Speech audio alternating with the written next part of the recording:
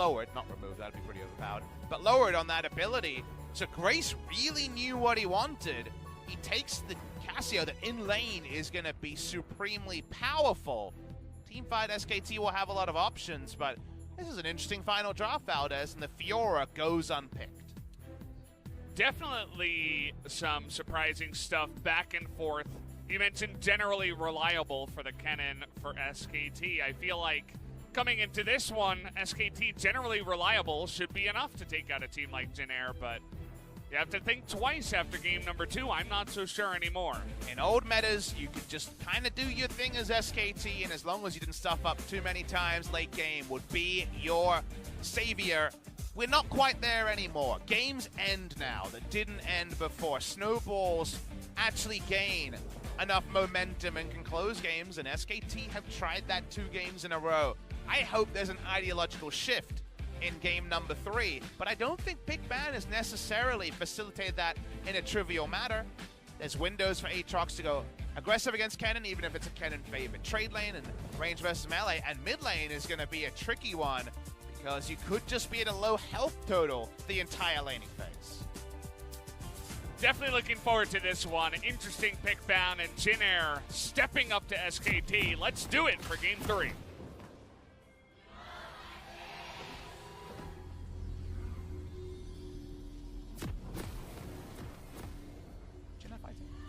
There we go. I was giving them a pity one, but they worked it out. Anyone on the stream heard that one. So thank you for the help, Papa Smithy, as Teddy is going to be just fine here. Or is he? Okay, has to flash after skilling his Q and picking up a Doran's ring.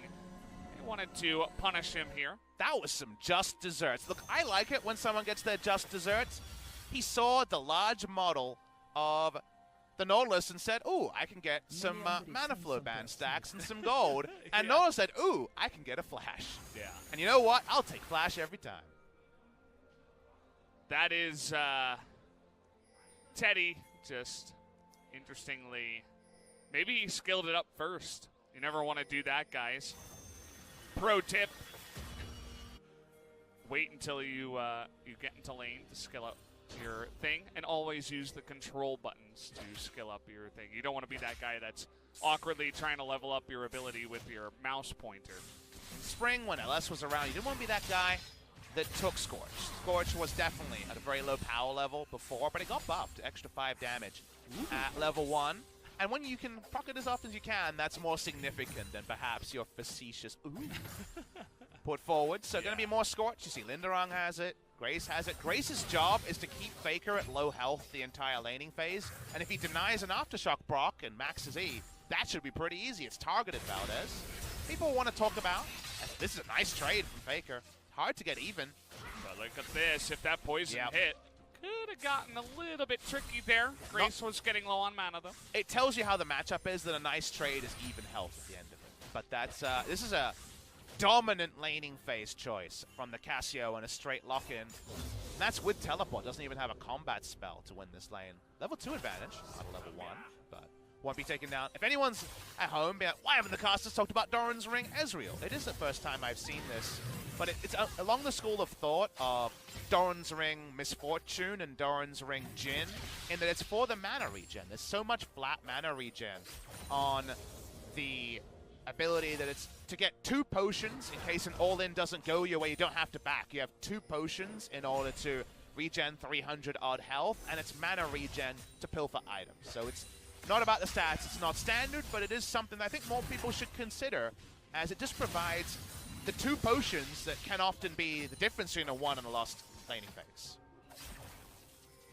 Absolutely. So definitely bring that into your arsenal if you guys are playing Ezreal. But take a look at this, just dominance in the bottom lane still from the side of Jin Air, and they're going to use that to get Malrong over and get a quick advantage.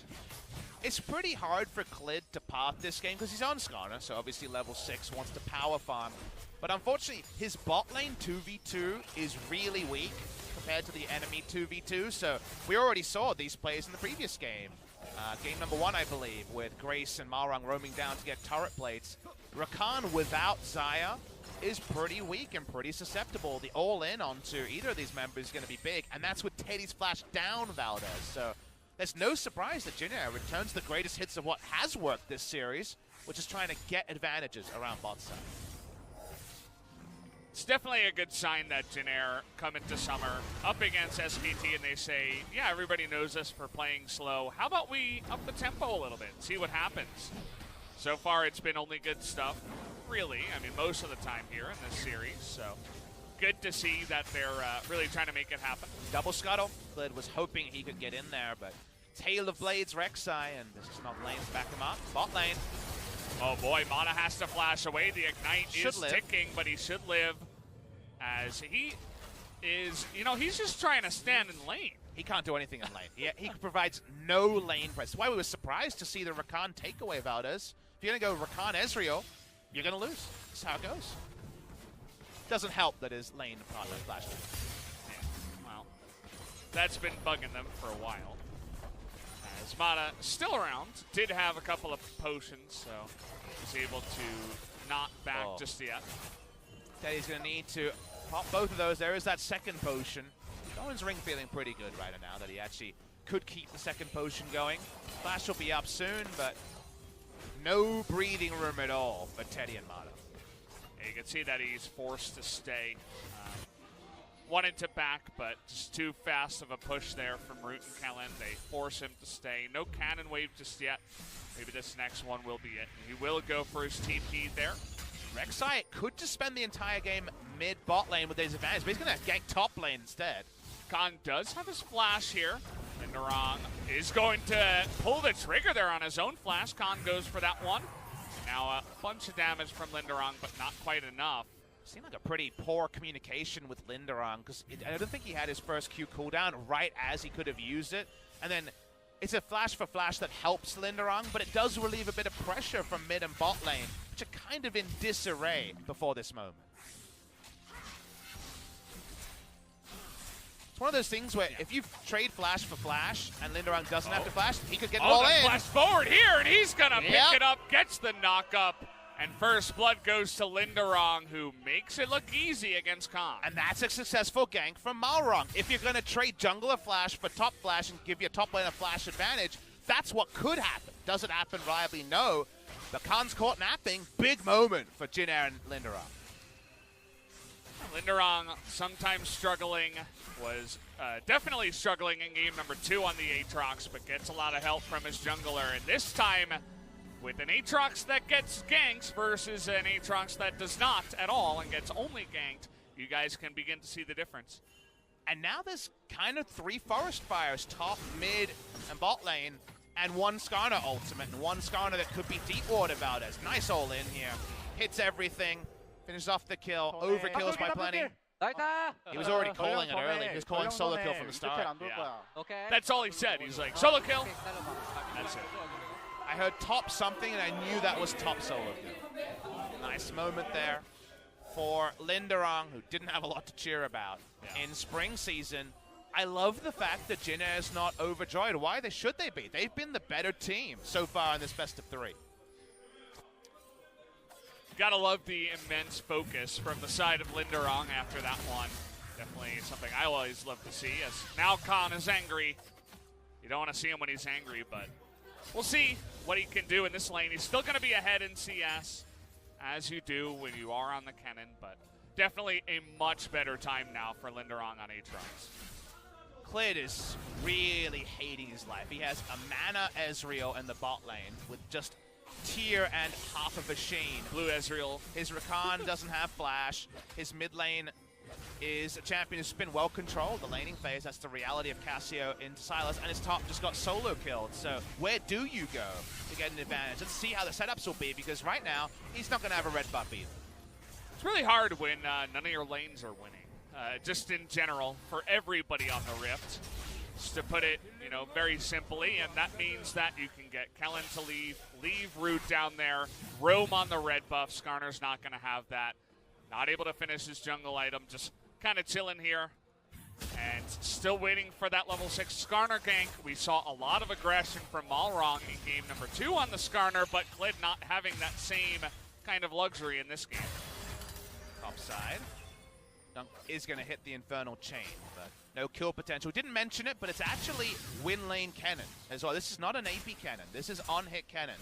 Looking to go for what I imagine is the same build we saw from Cuvée, Blade, Wits End, Rage Blade in some order. Probably going to be a later Wits End.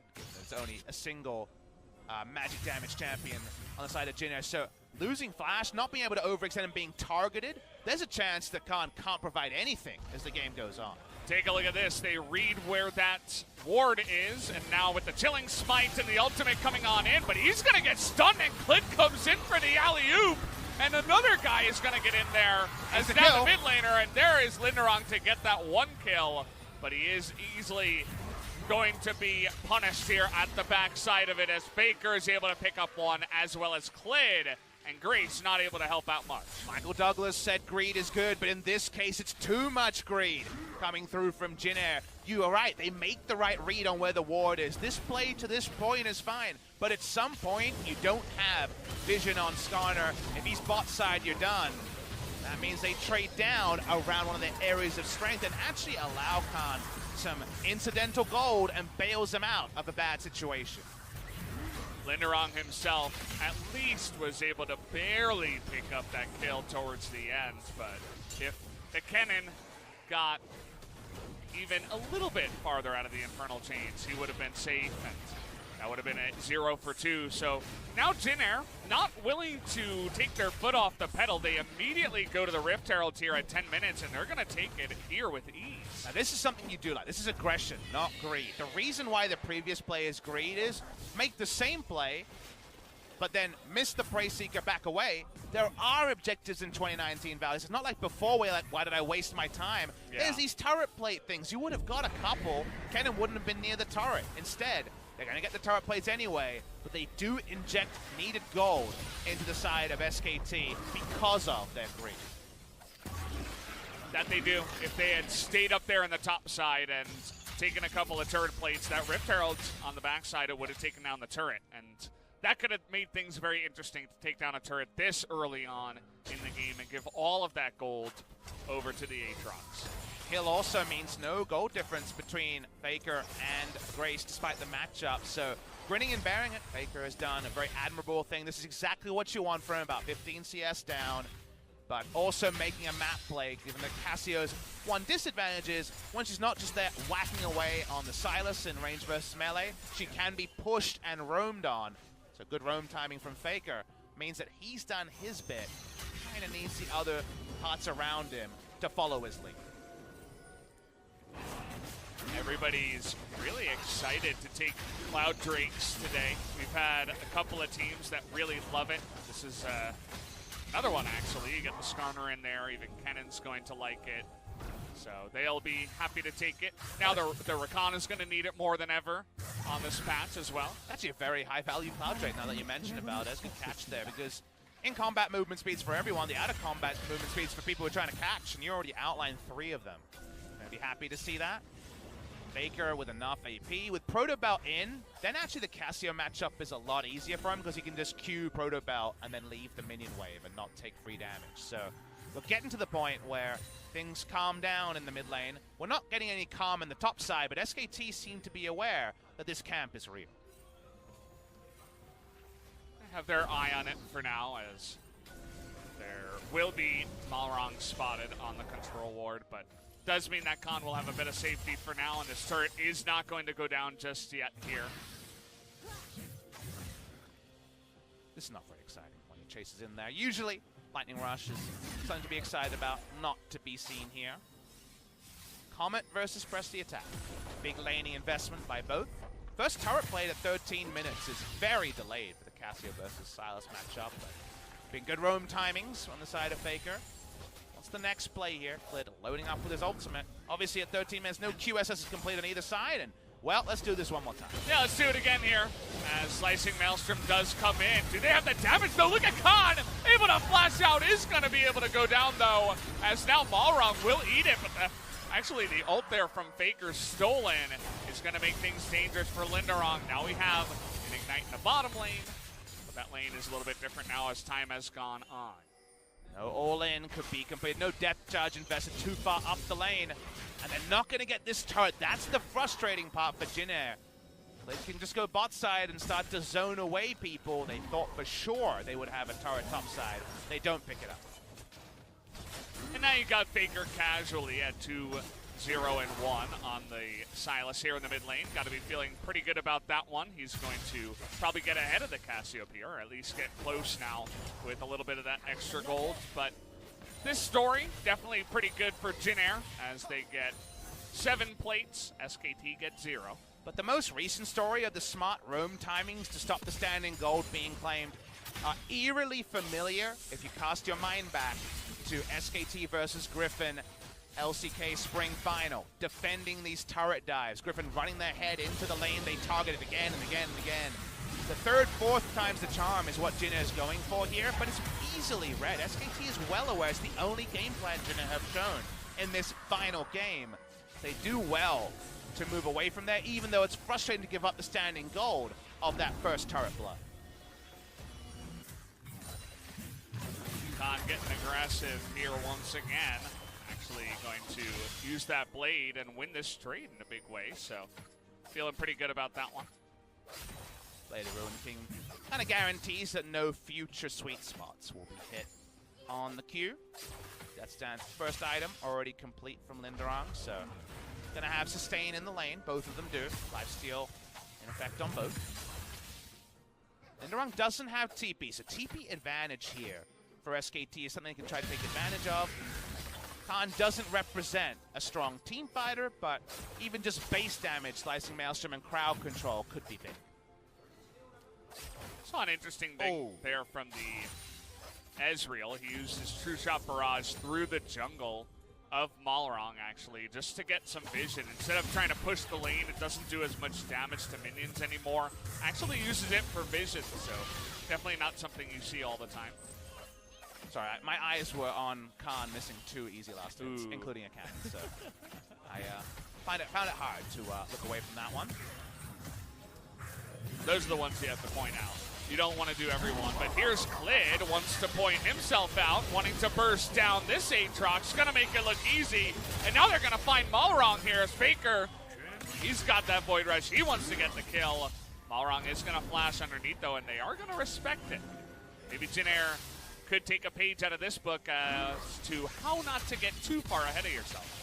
Just happy that SKT opened up some of their old books and have been ahead of the play the last couple of moments. So Jin Air's predictability being turned against them. SKT starting to gain a lot of control this game, and we're so far away from the previous point. Remember, 10 minutes ago it was, wait, 3 losing lanes and only 1 Skarner. How can they turn this around? That's by reading what Jin Air wanted to do before Jin Air even put their plan into action. And now we're in a much more even game that wasn't necessarily on the card.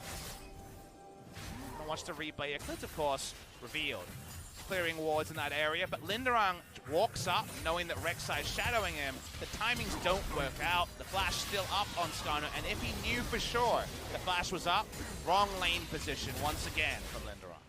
Yeah, if you were in solo queue, your Rek'Sai would be question mark pinging you a million times, but as you put it, in general, it's just the timing and not knowing exactly what the summoners are that can sometimes, unfortunately, get you in an awkward position like that. So good on SKT to make it happen, but it is just the 1 kill. We do have this Mountain Drake up here. We'll see if anyone wants to make a big move towards it. And what Jin Air should respond with this is objective play. Their objective team is very fast and very good at turning. Cassiopeia, famous Baron taker, for example. So make the game about SKT coming to you. That is what Jin Air want to do. The moment you're grouping with an on-hit cannon, the moment that you're able to position your QSS members at the front and not allow Skarner easy targets, that's where things get better. They're using the TP from the Cassio here to try to keep this turret up. Definitely an investment of sorts. The Cassiopeia not using it much to keep her own lane alive, so we'll use it there. Now, is Linderong going to go mid? Would be interesting to see if they go for that kind of swap, as Grace is going to stick around the top lane, and now actually they're going to throw Linderong down into the bottom side after that turret did go down and throw their bot lane into mid. The TP play was because they could go mid as top lane. Ooh, nice dodge there. Looks easy, but now Grace trying to get in there and take the kill, but not quick enough, and Khan and the rest of his team will be able to take him down. Great baiting done there by SKT's top laner. They knew that if the all-in was attempted, QSS would have to be used early, and thus trivial kill. QSS done for that play was what led to it being close, but it was only close to a point. SKT pick up another objective. That means this game is eerily even. Small gold lead, SKT. Once again, another kill on the Sylas. So now Faker, who hasn't had the most pop-off series this time around, is slowly and quietly popping off here with a nice streak going. 3-0-1, has those 2 items completed, and will be a menace on this Sylas. Nice foul first this time from Clid. We saw the Shirelias in the previous game. We'll see who he binds it to. You would assume the 80 carry, just because of how things usually go, but also how this game is likely to play out. SKT, in a different fashion, want to play this out with a wide map, a 1-3-1, and then Skarner will be kind of bound towards Rakan and Ezreal.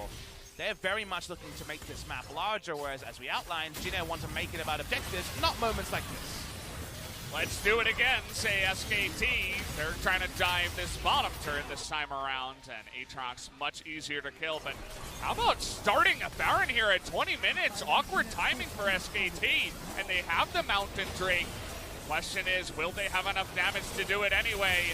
As now TP coming in from the side of SKT. It's going to be Faker with a huge amount of damage. The spike comes in, and it's going to go the way of Root. He does pick it up, but who else is going to die on the backside of this one? As Faker going to be able to take out one, and Jinair are on the run here.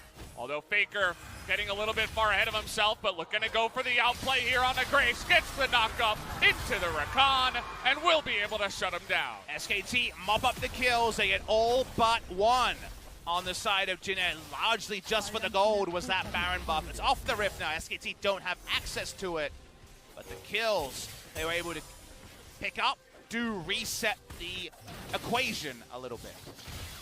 That they do, and you can see that the Aatrox, he does not have that Baron buff. He was dead. He got dived down on the bottom side, and so was not able to pick that one up. So Jinair, they get the objective, but not much else to show for it. That's why overall you'd really like it for SKT, because they keep the advantages they picked up from their follow kills. They're understandable from Jinair to try to make this play because they have so much Baron damage with the Mountain Drake. But the all-in could have meant this Baron could have gone anywhere. It was an early smite from the Rex side, and then Xayah, of all people, at 133 health, was the one to kill off that Baron. Faker has been so on point this game, roaming to keep SKT in a game that felt like it was out of their hands in the early game, and even pulls off the nice outplay to take down Grace at the end. A good dodge on that one. Cassiopeia is not much if you can't hit her Q, especially this early on in the game, and it was just a great engage overall. The TP, and you also had Mata swinging in from the bottom side, was able to charm 3 or 4 people. And it was just overall Jinair grouping up, and the rest of SKT doing the easy follow-up job. So props to them, and now SKT in a much better spot in this game. They're looking good, Valdez. Not for the entire piece, but definitely been in the lead more than previous games. Love the Luden's choice. Been kind of the standard so far in the LCK, but Iceborne Gauntlet, Miramana, Luden's means that you just throw down that ult from downtown. If you catch Root or Grace, suddenly they can't step up to the wave to try to clear it. That just means the turrets start rolling. So for now, SKT able to push multiple. It's not with Baron. 1-3-1 comp with Baron, and this would have been just the biggest of splitting headaches for Jinair. Without the Baron, they still do a lot of work. The most Jinair can hope for is they can extend this game till Root picks up his 3rd item. Well, we've seen him do a nice job on the Xayah, and this was heavily prioritized, if you do remember. They wanted to take away the Xayah Rakan from the side of SKT. Already Root had a pretty good game on the Xayah. I feel like we're a long way away from him carrying on this one once again. Now SKT are going to have their own Mountain Drake, and now that the Baron was taken so early, it's actually going to be spawning here in another 3 minutes, so at about 26 40 is about to be the time when that does come through. I believe Mata fat-fingered there, but it's hard to say. He might have been really worried about someone over the wall. Doesn't really matter, but Redemption is now on cooldown for SKT. Genera camping, they don't have that IE, and they have a comp, like we mentioned, that struggles to engage and needs SKT to come to them. Okay, well, Depth Charge comes in, but that's a fast Pikachu. Not going to be catching that one. When you don't control the map, you don't often get the 5v5 you want, Valdes. That's why teamfighting comps, when they lose this much map control, almost never get the good, honest 5v5 that they draft for. See the immense pressure now in the red side jungle. SKT just makes it look pretty easy now with the lead on blue side. See what they can do in terms of objectives this time around. It's going to be Khan with the help of a bit of damage from Ezreal to do a nice big chunk to that mid inner turret. Root slows down his IE to finish QSS. 3 complete now on the side of Jinair. And SKT, with this map state, will just grow gold leads. They're just getting access to all but 1 or 2 of the jungle camps at every moment. A 4,000 to 5,000 gold lead will only grow. How will Jinair find a spot to fight back? Their hope will be a hope and a dream around the Baron, which spawns in a minute. But even getting there, it's not going to be a trivial problem. There is that Ludens. Teddy freshly shopped once more. He's feeling pretty good. I already saw him chunking down Root in the mid lane before the shenanigans did start in this game. So, Teddy definitely in his own comfortable spot, even though that early game was pretty atrocious overall for their lane. If you want to play towards your items, SKT should be making a Baron defense, and Cannon just wants to stay elsewhere. His build is single target lane focus, so he just wants to split push down an inhibitor while SKT have Baron control. Baron spawning in 35 seconds. They'll need another vision trip, and just as we say it, 7 control wards already in the inventory from SKT. So let's see how they can make this next Baron work. Coming up in about 20 seconds. The question is, can Jinair do much? They'd like to get that Aatrox involved in a team fight, but take a look at the Baron side of the map. There's not a single good teleporting ward. There's one around the red buff, but it's not going to get you behind anything. He's just going to have to straight up walk on over, see what they can get started here. Their engage tools are going to be basically Nautilus. And we're ready for the party to get started. SKT have Jinair exactly where they want them, but Jinair have been able to knock down the Dominoes this series way better than in previous seasons. So there is always the outside chance of outplay, but SKT are trying to paper over any crack in the armor here. And they're going to even force out Root's ultimate, which means suddenly his team fighting is much less assured. Not sure if he had to do that, but better safe than sorry. You never know where the follow-up damage will come from. Not only from Sylas, but the Ezreal that was coming down the lane. So it looks silly, but sometimes you just got to do it. And now you start counting blue trinkets. There is the blue trinket. You've got the vision control we mentioned, and you've got a cannon who is best used to stop Aatrox from teleporting. So everything is set up for SKT. Oh for boy, Balrog has to flash as Kled was thinking about it, has his own flash, but not going to force it there. He got too far away. So instead of that, let's take some other objectives. How about another mid lane turret here for the side of SKT? There is no controlled decision to make, but you know, they have to be bold. They have to try something. It feels harsh to ask for more on a team that's already done so much today. Jinair have had a very respectable performance, but to leave with any points, you have to find a way to change this game state, because SKT are strangling them out of game number 3. You see the amount of damage that Teddy's able to do to help out on the push on the bottom side. Even Root had to take a big chunk from that one. And they just say, yeah, we don't need Baron yet. We're going to take out inner turrets first. As an incredible amount of damage across the board to not only structures, but champions is coming through here from SKT. And their pockets are growing deeper and wider as they're pushing their lead now to about 6,000 gold here. Someone's going to have to nerf Faker's pockets because he's shopping now and he already had a lot. And you know what? He's been doing some reading. He's got a new bestseller this week. And this one could be some sweet, sweet reading for the SKT fans. I wonder what it's like to read off of a Medjai's. Looks very fun, but maybe not so great for your eyes. But probably good for the amount of damage you can do in fights, as he already had a death count. So why not? He's like, there's not really any other big item that I really need, so. Faker gave the famous interview answer where he bought a very clear manner Medjai's. I call that for the Medjai's where you're winning by so much, you just build it because why not? And the hook will land. Fanciful hook. Yeah, and a depth charge too. He's like, okay, well, hello. And, see you later. As Faker's just walking by this brush, he's like, yeah, I don't really care. You're not going to be able to do enough lethal damage to me. Faker, when asked about his mana Medjai, said, well, I had the gold, so I bought it. His famous, like, no, I wasn't being disrespectful answer, and I'm sure he would give a similar answer on this one. Keeps the control ward slot alive, and that's one reason to do about it. As the non-eye-roll reason is that otherwise you have to sell a 10-stack Dark Seal, so upgrading Medjai's and keeping a control ward slot can sometimes be a better move than going for just a needless large rod, and that's fine. Okay, well, they're just going to burst him down. That's that duo synergy as Teddy and Mata make Malrong a piece of dust. Well, now they're going to make Baron a piece of dust, and best of luck, Jin Air. Stop it. Kellen's marching forward. As I mentioned before, he is the engage. And the rest of them looking to just turn this one around. Charge onto Grace here, as you can see the insane amount of damage that is coming out from the side of SKT. They're just going to make them off of this rift here, as Root now is going to try to do a nice amount of damage, but it is not enough alone, and SKT are now pushing for the win. SKT should be able to close the game here. They're TPing back to keep the minions alive. Is Khan. Get his health bar back as well. SKT too good. They show their class, but only in game number 3 of a series that on another day was dangerously close to a 2-0.